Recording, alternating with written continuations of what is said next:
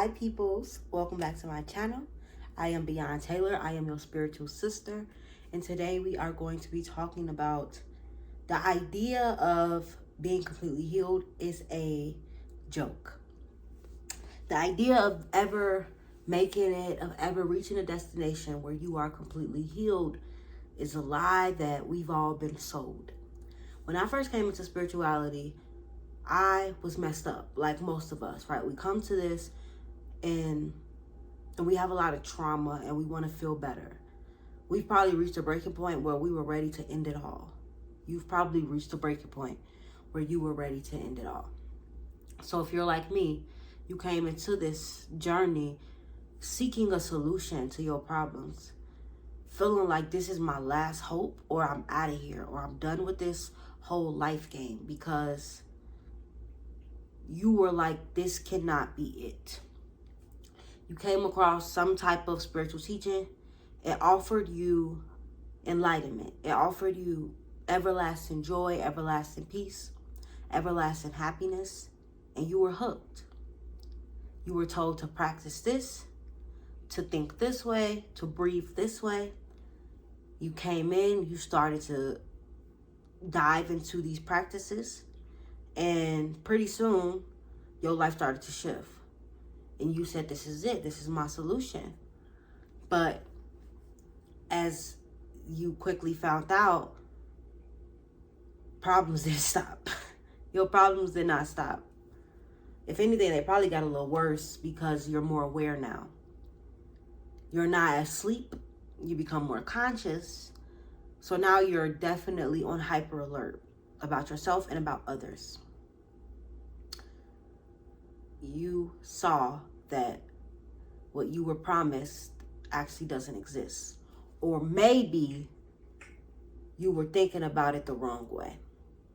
So let's dive into this video and talk about how there's no such thing as ever being fully healed, and how peace and happiness and joy that all the spiritual solutions were offering you, or all the spiritual teachers were offering you, is just different than what you would have thought, right?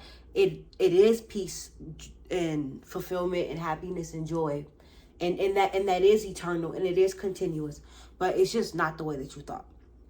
So first we're gonna talk about how being healed is like, that's not a real thing. When you, and let's talk about it from the standpoint of limiting beliefs. So when you first come into spirituality, the reason why you suffer so much is because you're attached to your thoughts and you're attached to your beliefs, right? All thoughts are our beliefs about how reality works. So when you're growing up, you're pretty much told to view reality this way. And because you don't know any better and you weren't taught, you think that this is law.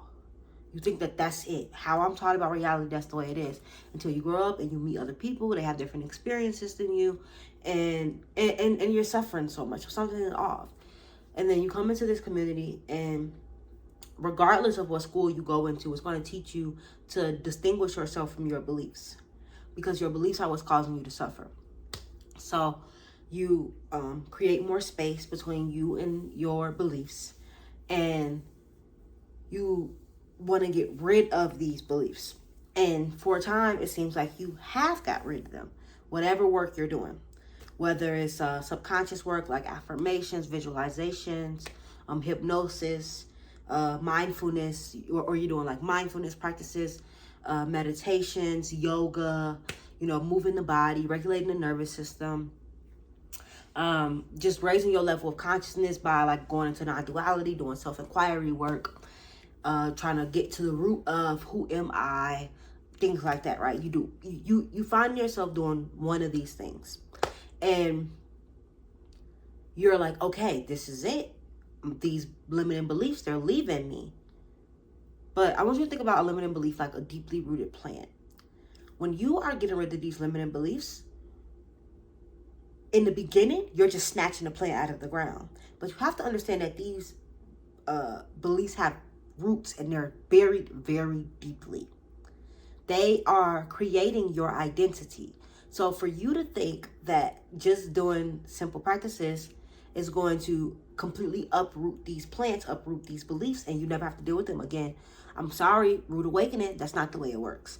These beliefs make up who you are. They are very much to the core. The best you can do, and this is not a limiting belief. This is me being real with you, because a lot of people are going to sit up here and lie to you and act like they came across some type of teaching and it freed them 100% from who they thought they were. That has never happened, which is why people get so upset when they see people for who they truly are. When the truth come out about a lot of these spiritual leaders and teachers, and they're like, oh my God, spirituality doesn't work. No, people have been lying to you. Spirituality does work, but it does not free you from your neurosis. It does not free you from these like deeply rooted beliefs that you have. You are forever going to have these things. And the reason why in the beginning it seems as if you have been freed is because you have just like got up the main plant out of the ground. But there are deep roots. The best you can do is learn how to manage these weeds.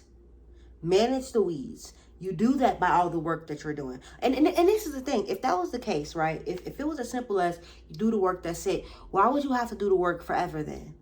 Well, why would you have to keep showing up to make sure that you can stay stable with this new identity? Because of the fact that you have these deeply rooted beliefs that are not leaving. They are a part of your identity. They are a part of your genetic makeup. The best you can do is learn how to accept them and then add in new beliefs that allow you to go through life in a way that is less predetermined, even though everything, not getting into that, but less predetermined and more in your control. So understand that, yeah, and if you don't continue to do your practices, these roots will start to grow again into other plants because they never fully leave. These roots are a part of your identity. Love them, accept them, have compassion for yourself. It will allow you to love, accept, and have compassion for other people because you understand that they have these deep roots about themselves. They're probably sleepwalking. They're not all that conscious of what they're doing. The same way you weren't conscious of what you're doing, right? It allows you to have so much more compassion, love, and empathy for other people, for yourself. And yeah, it just makes your world a little bit easier to exist in. Now let's get into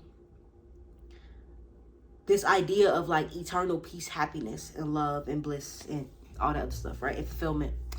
So we may think, oh, I didn't turn my air off. It's about to come on. Sorry, you're going to hear that buzz in the background. But before, I was thinking that what happiness is like peace without interruption, any type of interruption of anything that felt uncomfortable to me. That's what I was thinking that was. Come to find out, what true peace, happiness, fulfillment, joy is not about being in the absence of uncomfortability. It's about acceptance, just complete deep acceptance. So what spiritual practices, what they are actually selling you, the solution is about acceptance, because you're not going to get rid of your neurosis. You're not going to get rid of your limiting beliefs. You have to learn how to live with them. And when you learn how to live with them, you can get more in tune with the flow of life. Are you always going to be that way? No. And then you have to be okay with that. And in that, you experience so much peace, so much happiness, so much joy, so much fulfillment. You get more control, more will, because you're not using so much energy to beat up on yourself. You have more will to put towards your goals and your dreams and having more fun in this reality. Becoming an alchemist, becoming a master manifester. You're a magician in this reality, in your reality, in your virtual headset, your hallucination.